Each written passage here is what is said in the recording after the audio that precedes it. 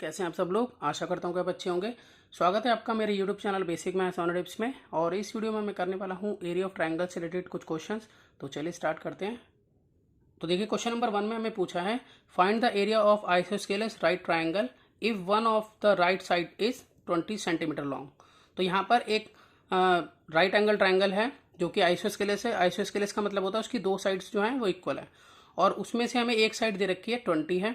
तो हमें यहाँ एरिया निकालना है उसका। तो देखिए मैंने यहाँ पे राइट एंगल ट्रायंगल बना लिया।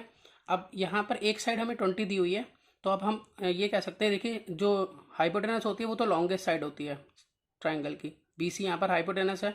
हाइपोटेनस से 20 हो ही नहीं सकती क्योंकि वो सबसे लॉन्गेस्ट होगी। और बाकी बची दो, ये दोनों जो हैं वो एक दूसरे के इक्वल है क्योंकि आइसोस्केलस ट्रायंगल है। तो मैं यहाँ पे लिख सकता हूँ कि यहाँ पर AB और AC ये दोनों हो सकती है 20, क्योंकि एक इन्होंने 20 बोला है, ठीक है, तो दूसरी भी 20 होगी। तो वो हाइपोटेनस को छोड़कर हम ले सकते हैं। तो ये दो साइडें हम 20 ले सकते हैं, ठीक है।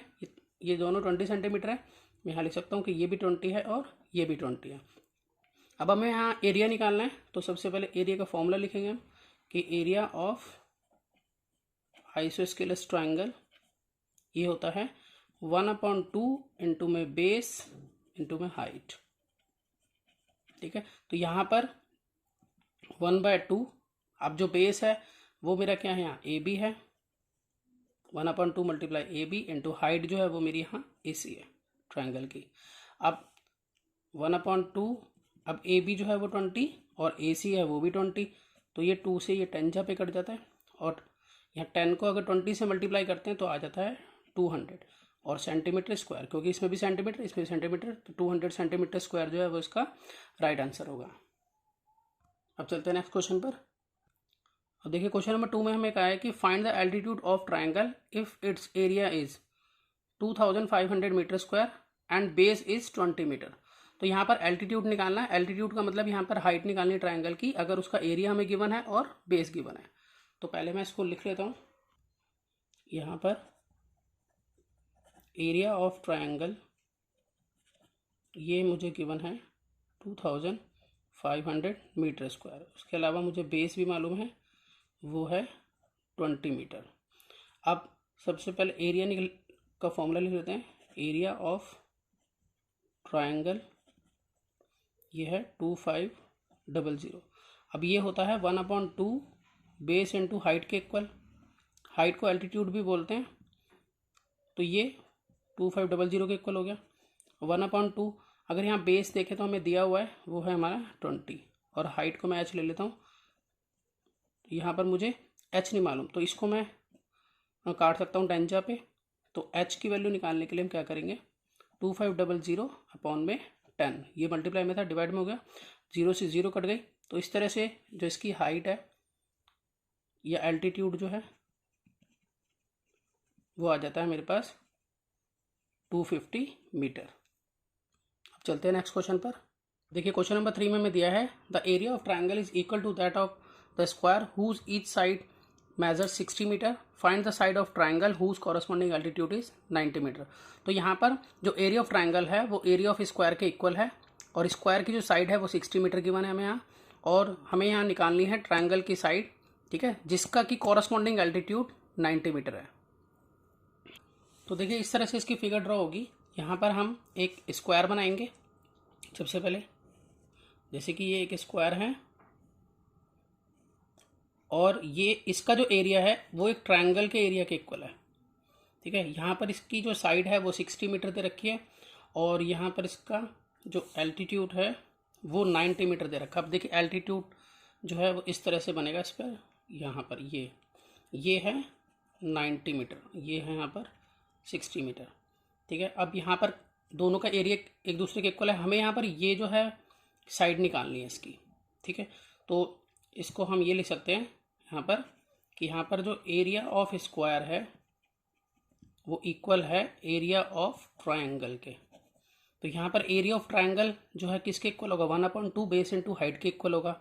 और यहाँ पर स्क्वायर का देखें तो स्क्वायर का एरिया निकालने के लिए क्या करेंगे, साइड मल्टीप्लाई साइड, जिसमें से कि हमें साइड पता है कि जो कि है 60।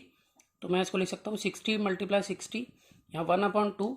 अब इसका बेस हमें मालूम नहीं है ट्रायंगल का, जबकि हाइट, इसकी कॉरस्पॉन्डिंग हाइट जो है यानी कि कॉरस्पॉन्डिंग एल्टीट्यूड हमें मालूम है कि वो 90 है। तो यहाँ से ये 90 कट जाएगा 45 पर, यहाँ पर हम लिखेंगे 60 × 60 अपॉन में ये जो 45 है ये आ जाएगा नीचे। तो इससे यहाँ पर बचा है सिर्फ बी। तो जब हम इसको सॉल्व करेंगे तो हमारे पास यहाँ ट्राइंगल का बेस जो है वो फाइंड आउट हो जाएगा, जो कि पूछा है क्वेश्चन में। तो यहाँ पर हम इसको सॉल्व कर लेते हैं। देखिए 3 से काट लेता हूँ पहले मैं। 3 2 जा 6 हो गया, 0 लग गई। 3 1 जा 3, 3 5 जा 15, ठीक है। उसके बाद इसको मैं काटता हूँ 5 से। 5 4 जा और 5 3 जा। अब 3 से ये 60 काट सकते हैं हम। 3 1 जा 3 और 3 2 जा 6, और यहाँ 4 इंटू में 20 करेंगे तो यहाँ आ जाएगा 80। तो इस तरह से 80 मीटर जो है वो उसका बेस होगा यहाँ पर। इसका मतलब ये आंसर जो है वो होगा 80 मीटर। तो अब चलते हैं नेक्स्ट क्वेश्चन पर। देखिए क्वेश्चन नंबर 4 में हमें दिया है the base and height of triangle are in ratio 3:4 and its area is 96 centimetre square. Find base and height. तो यहाँ पर बेस और हाइट का रेशियो दिया हुआ है और एरिया दिया हुआ है। तो हमें यहाँ पर दोनों निकालने हैं, बेस और हाइट। तो हम यहाँ पर इसको इस तरह से लिखेंगे कि लेट बेस एंड हाइट, इसको हम मान लेते हैं 3x और 4x, क्योंकि जब कभी भी आपको रेशियो में दिया हो तो आप उसको x में लेट कर सकते हैं। तो 3x एंड 4x हो जाएगा। अब इसके बाद यहाँ पे हमें एरिया भी मालूम है कि एरिया ऑफ ट्राइंगल जो है वो है हमारा 96 मीटर स्क्वायर।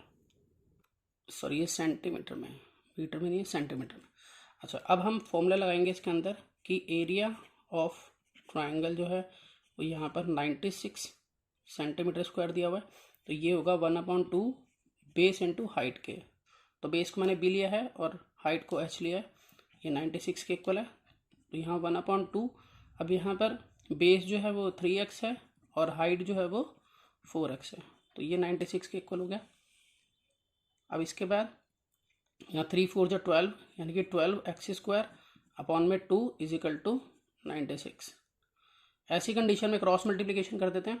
तो जब हम क्रॉस मल्टीप्लिकेशन करेंगे तो 12x² को 1 से मल्टीप्लाई करेंगे तो ये हो जाएगा 12x², यानी कि 96 × 2।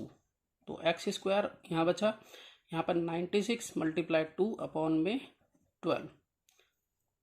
यहाँ पर जो है 12 8 जा 96 होता है। तो इस तरह से 12 8 जा मैंने काट दिया, तो 8 2 जा 16। तो x² जो है वो 16 के बराबर आ गया। तो अब क्या करोगे आप, 16 का आप स्क्वायर रूट निकालेंगे तो 4 होता है। वो कैसे पता चलेगा, देखिए 16 को फैक्टराइज कीजिए पहले। 2 8 जा 16, 2 4 जा 8, 2 2 जा 4, 2 1 जा 2। तो यहाँ पर हमें क्या करना है, यहाँ पर हम इसको इस तरह से लिख सकते हैं। ये देखो, ये 2 की पावर 2 मल्टीप्लाई फिर यहाँ 2 की पावर 2, यहाँ x² हो गया। इस तरीके से मैं इसको आगे लिख सकता हूँ, 2 × 2 इन दोनों की पावर 2, यहाँ x² है। अब हम इस स्क्वायर से इस स्क्वायर को कैंसिल कर सकते हैं। तो x जो है वो 2 2 जा 4, या 4 सेंटीमीटर जो है हमारा x आया है। लेकिन हमें तो यहाँ पर बेस और हाइट निकालनी थी। तो बेस जो है वो मेरा यहाँ था, देखिए बेस था 3x, तो मैं 3 इंटू में 4 करूँगा तो 3 4 जा 12 सेंटीमीटर बेस हो जाएगा। और जो हाइट थी, इसको एल्टीट्यूड भी बोल सकते हैं, वो थी 4x, ठीक है। तो 4 इंटू में यहाँ पर 4 रखेंगे x की वैल्यू, तो 4 4 जा 16 सेंटीमीटर।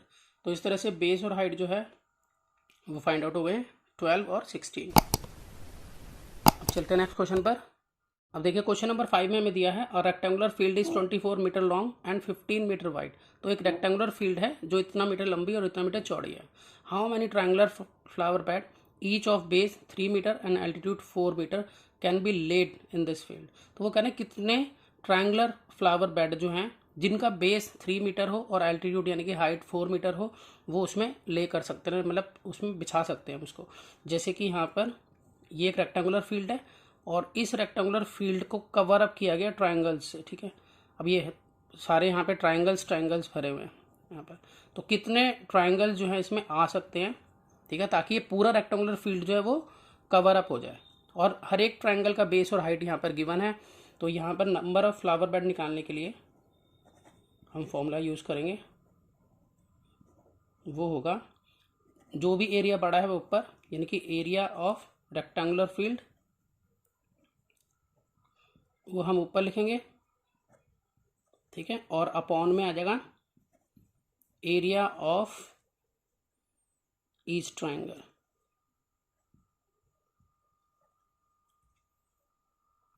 तो देखिए सबसे पहले मैं एरिया ऑफ रेक्टेंगुलर फील्ड निकाल लेता हूँ। एरिया ऑफ रेक्टेंगल ये होता है L into B rectangular field के लिए, और L इंटू बी मतलब यहाँ पर 24 और 15 है, तो यहाँ 24 मल्टीप्लाई 15, ठीक है। अब यहाँ पर इसको कैलकुलेट करें तो आ जाता है 360 और यहाँ पर लगेंगे मीटर स्क्वायर। अब हम एरिया निकाल लेते हैं ट्रायंगल का, क्योंकि दूसरा हमने ट्रायंगुलर थी फ्लावर बेड, ये होता है 1/2 इंटू बेस इंटू हाइट, तो यहाँ पर 1/2 इंटू में बेस है इसका 3 और हाइट इसकी 4 यानी कि एल्टीट्यूड। अब यहाँ पर 2 2 जा 4 तो 3 2 जा 6 मीटर स्क्वायर आ गया ये, ठीक है। अब यहाँ पर डायरेक्ट फॉर्मूला लगा सकते हैं जो हमने ऊपर लिखा है, तो ये मैं लिख लेता हूँ उसको कि नंबर ऑफ फ्लावर बेड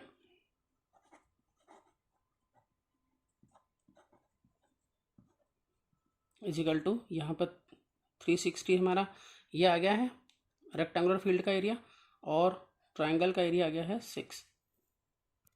तो जब हम इसकी कटिंग करेंगे तो 6 6 जा 36 तो 60 आ गया। तो इसका मतलब 60 फ्लावर बेड जो हैं वो उसमें आ सकते हैं जो कि ट्रायंगुलर शेप में होंगे। तो मैं आशा करता हूं कि आपको ये सभी क्वेश्चन समझ में आए होंगे। अगर आपको वीडियो अच्छी लगी हो तो इसे लाइक शेयर और सब्सक्राइब कीजिए।